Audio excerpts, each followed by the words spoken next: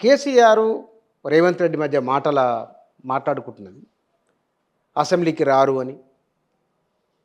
అసలు వారు మాటలు విన్నారు కదా సార్. బహుశా కేసీఆర్ ఆలోచన ఎట్లా ఉండవచ్చు రాబోయే రోజుల్లో? మీరు అసెంబ్లీకి రాకపోవడం గురించి రేవంత్ రెడ్డి కేసీఆర్ గురించి మొదలుపెట్టారు. భవిష్యత్తులో ఏం జరుగుతుందని అంటున్నారు. ఒకటి మాటల యుద్ధం అంటే ఆయన కేసీఆర్, ఈయన రేవంత్ రెడ్డి. అంతకంటే భిన్నంగా ఉండే అవకాశమే ఏం లేదు. ఎవరికెవరు తీసిపోయేటటువంటి ఇది కాదు. వయసులో అనుభవంలో హెచ్చు తగ్గులు ఉంటే ఉండొచ్చు, కానీ ఇద్దరు ఒకటే కుదురు నుంచి వచ్చిన వాళ్ళు కూడా కాస్త ముందు వెనకగా. ఓకే.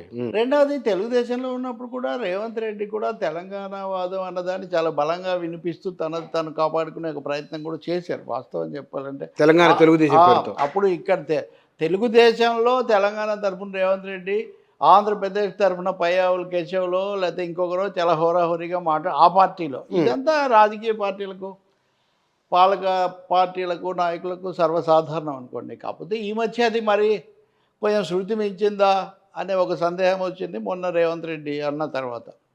ఏది స్టేజ్ మాటలు. ఇప్పుడు ఎవరు ఎంతవరకు రాజకీయంగా అనుకోవటం, విమర్శించుకోవటం మేమే అని చెప్పడం వేరే విషయం, కానీ ఎదుటి వాళ్ళను చులకన చేసే అధికారం, హక్కు ఎవరికి లేవండి. ఇప్పుడు నేను సీనియర్ జర్నలిస్టు, మీరు కూడా senior journalist in your own right. మీరు కూడా ఒక 20 ఏళ్ళు ఉంటుంది. ఇప్పుడు ఎవరిని చూసి ఎవరికి స్టేచర్ ఉందా లేదా ఎవరు నిర్ణయిస్తారు ప్రజాస్వామ్యంలో? సో ప్రోటోకాల్స్ ఉంటాయి, రాజ్యాంగాలు ఉంటాయి, పదవులు ఉంటాయి, బాధ్యతలు ఉంటాయి. వాటిని బట్టి అనుకోవాల్సిందే. కానీ అందువల్ల ఇక్కడ రేవంత్ రెడ్డి కానీ, కేసీఆర్ కానీ, లేకపోతే వాళ్ళ అనుయాయులు కానీ ఒకరినొకరు వ్యక్తిగతంగా అంత అనుకోవాల్సినటువంటి అగత్యం, కానీ అనుకోవడం వల్ల సాధించే పదాలు, ఆయన వాడిన పదాలు, దట్స్ వాట్ ఐఎమ్ సేయింగ్. ఇప్పుడు మీకు స్టేచర్ లేదు, మీకు స్థాయి లేదు. అసలు ఈ స్థాయి ఉండడం లేకపోవడం అనేది ప్రజాస్వామిక భావనే అసలు. అదే నేను అంటున్నా. ఇప్పుడు ముఖ్యమంత్రి నరేంద్ర మోదీ ఉన్నారండి. ఆయన అనుకోకుండా ముఖ్యమంత్రి అయి 3 సార్లు గెలిచి అక్కడి నుంచి దేశానికి ప్రధానమంత్రి అయి 3 సార్లు ఇదవుతున్నారు. ఇందిరాగాంధీతో లేకపోతే జవహర్లాల్ నెహ్రూతో లేకపోతే ఇంకొక ఆయనతో పోల్చి ఆయన తక్కువ చేసేవారని మాట్లాడితే రాజకీయంగా విమర్శించడం, మత రాజకీయాలు, అది వేరే విషయం. ఇట్లా చెప్పాలంటే లేదు, మోదీ ఇప్పుడు 3 సార్లు నుంచి ఉన్నాడు కాబట్టి రాహుల్ గాంధీది అసలు లెక్కే లేదు అని అంటే ఎవరికి ఉండేది వాళ్ళకు ఉంటుంది. అందులో దానికి వేరే సమస్య ఉంది.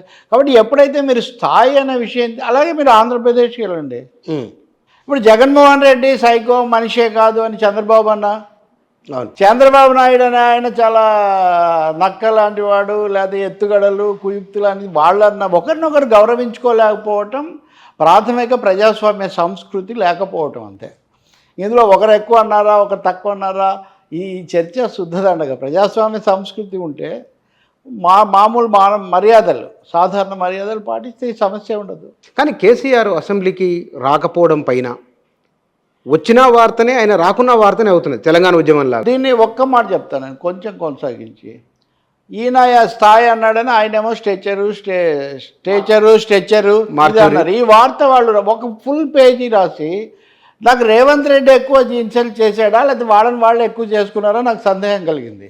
ఇప్పుడు ఆయన ఎక్కడో ఏదో మాట్లాడాడండి, దాన్ని తీసుకొని వచ్చి పైనుంచి కింది వరకు కేసీఆర్ బొమ్మేసి ఆయనకి ఏదో నిజంగా ఆ స్థాయిలో జరిగినట్టు అవన్నీ ఆయన జీవిత కథ అంతా రాసి ఇదంతా చేస్తే మనం అవసరాన్ని మించి ప్రాధాన్యత ఇవ్వలేదా?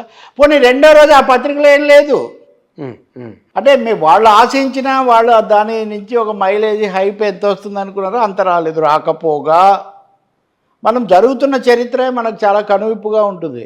రాకపోగా స్పీకర్ ప్రసాదరావును ఉద్దేశించి అన్న మాటల మీద పెద్ద దుమారం వచ్చి సస్పెన్షన్ అయి మొత్తం చర్చ ఇటువైపు వచ్చేసి స్పీకర్ మీద దుర్భాషల వైపు. నిజంగా నాకు తెలిసి నేను 40 ఏళ్ళ నుంచి సంపాదకుడుగా అనే చూస్తున్నాను కదా, సభని సొంతం కాదని ఒక స్పీకర్ని అంటాం ఇంతవరకు ఎప్పుడు జరగలేదండి, ఎప్పుడు జరగలేదు. ఆఖరికి ఇందాక మనం చెప్పుకున్న జగన్, చంద్రబాబు నాయుడు, అక్కడ తమ్మినేని సీతారామయ్యను ముప్పు తిప్పలు పెట్టినప్పుడు, ఆయన కోడెల ప్రసాద్ మీద అన్నప్పుడు, లేదా ఆంధ్రప్రదేశ్ శాసనసభలో కిరణ్ కుమార్ రెడ్డినో లేకపోతే నాదెండ్ల మనోహర్నో ఉమ్మడి రాష్ట్రంలో అన్నప్పుడు కూడా సాధారణమైన లాంఛనప్రాయమైన మర్యాద పాటిస్తూనే వచ్చారు. నీ సొంతం కాదు అని సభ ఇప్పుడు ఇచ్చి నన్ను పిలిచి నువ్వు మాట్లాడిస్తున్నావు. అవును, కరెక్ట్ బుచ్చయ్య. ఇప్పుడు నేను ఇదే నీ చర్చ అనుకుంటున్నావు అంటే నీదే ఈ చర్చ, దీనికి హోస్ట్ నువ్వు.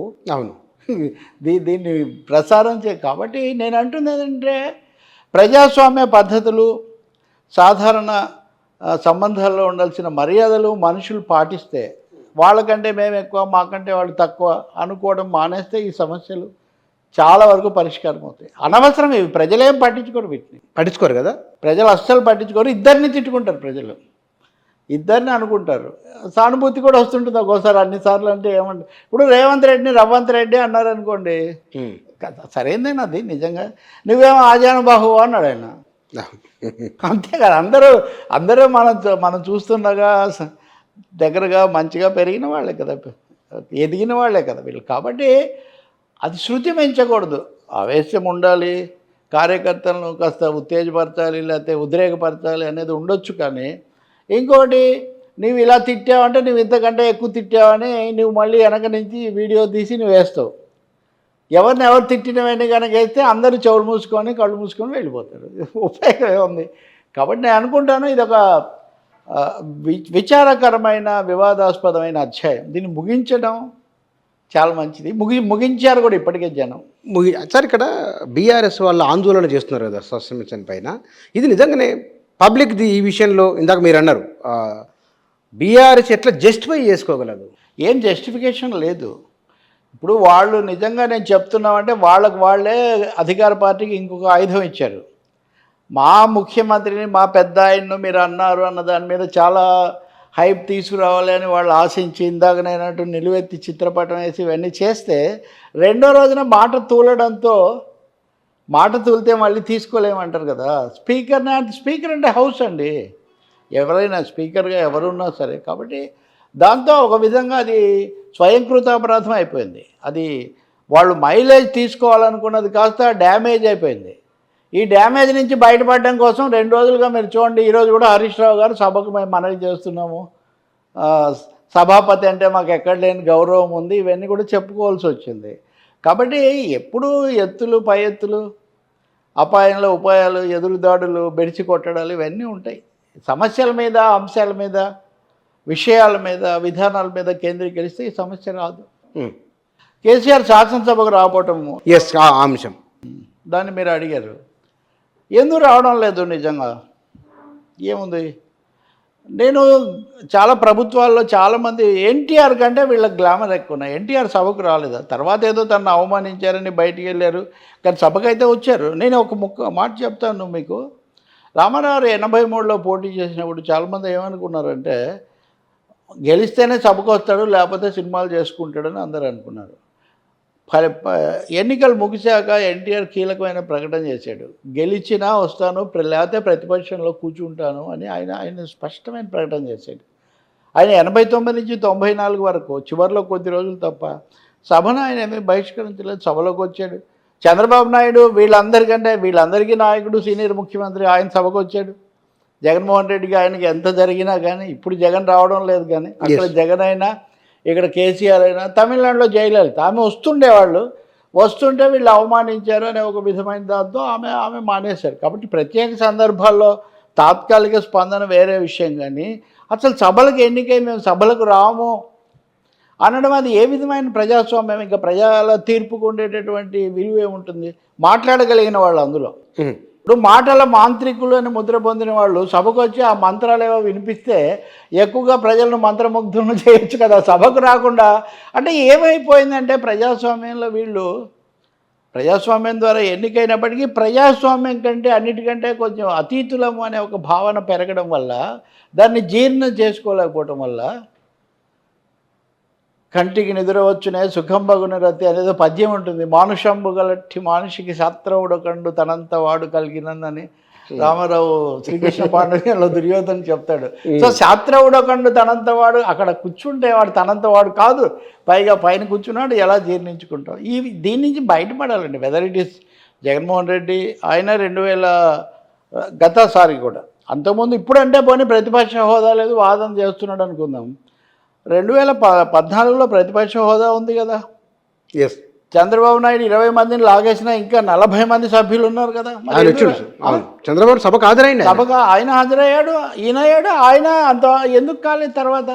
కాబట్టి వీళ్ళు ఏంటంటే అధికారము, అధినేతలుగా నా మాటే శాసనం అని శివగామిలాగా చెల్లితే తప్ప లేకపోతే ఉండలేని ఒక పరిస్థితి. ఇది ప్రజాస్వామికమైనది కాదు. పుచ్చలపల్లి సుందరయ్య అయినా లేకపోతే ఇంకొక ఆయన అయినా వాళ్ళు సభలకు వచ్చారు. జ్యోతిబాసు ఉన్నాడు, ఎంతకాలం ప్రతిపక్షంలో ఉన్నాడు ఆయన, ఎన్ని పోరాటాలు చేశారు, ధర్నాలు చేశారు, కూర్చున్నారు, నిలబడ్డారు. సో మేము సిస్టమ్ కంటే అతీతులము, వ్యవస్థ కంటే అతీతులమని వ్యక్తులు ప్రారంభించడం ఎప్పుడు మొదలవుతుందో అప్పుడు ఇలాంటివి వస్తాయి. కేసీఆర్ ఈ సభకు వస్తే గొప్ప వార్త. అసలు ఏమైనా ఉందండి, శాసనసభ్యుడు శాసనసభకు వస్తే అది పెద్ద వార్త కావడం కంటే ఇంకా విచిత్రం ఏముంది. మన దేశంలో పరిస్థితులు అక్కడికి వచ్చాయన్నమాట. చివరికి అంటే సభకు వచ్చాడు, జగన్ వస్తే ఏం వస్తున్నారు లాంఛనంగా. ఇది రెండోసారి కదా ఆ మాటకు వస్తే. కేసీఆర్ 2024లో కూడా బడ్జెట్ సమర్పణ రోజు జూలైలో సభకు వచ్చారు, ఒకరోజు వచ్చారు, వెళ్ళిపోయారు. ఇది రాజ్యాంగపరమైన జాగ్రత్త. రెండోది అస్సలు లేదని కుప్పించుకోకుండా ఉండటం తప్ప దీంట్లో ఏమి ఔచిత్యం లేదు. ఇది సరైనది కూడా కాదు. సభలకు రావాలి, సమరం చేయాలి, సంఘర్షణ పడాలి.